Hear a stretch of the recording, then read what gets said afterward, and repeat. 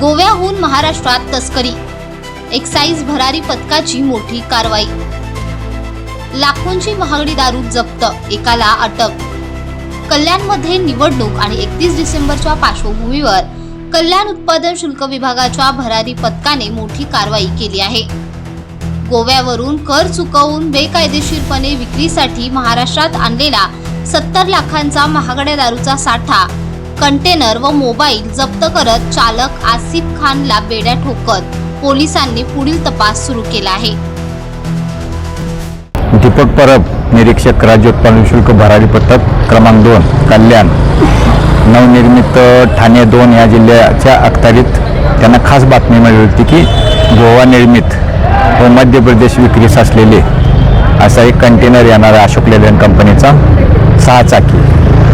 त्या बातमीच्या आधारे त्यांनी भिवंडी बायपास येथे काल रात्री दिनांक 16/12/25 रोजी रात्री 9:15च्या आसपास त्यांना संशयित वाहनाची कसून तपासणी केली।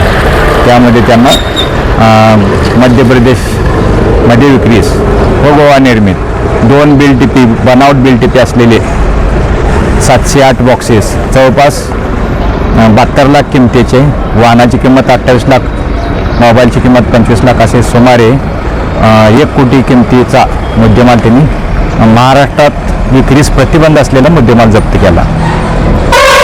राज्याचे आयुक्त, राज्य उत्पादन शुल्क माननीय राजेश कुमार देशमुख,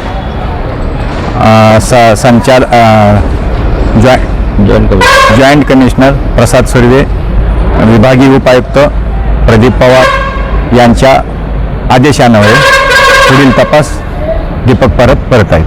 हा माल हा तसा गोव्याहून आणून त्या बिल टिपीच्या आधारे तो एका ठिकाणी बिल टिपी भिवंडी लिहिलेलं आहे, दुसऱ्या ठिकाणी गुजरात लिहिलेलं आहे आणि त्याच्या बिलवर मॅगी असा उल्लेख केलेला आहे। एक आरोपी अटक केलेला आहे।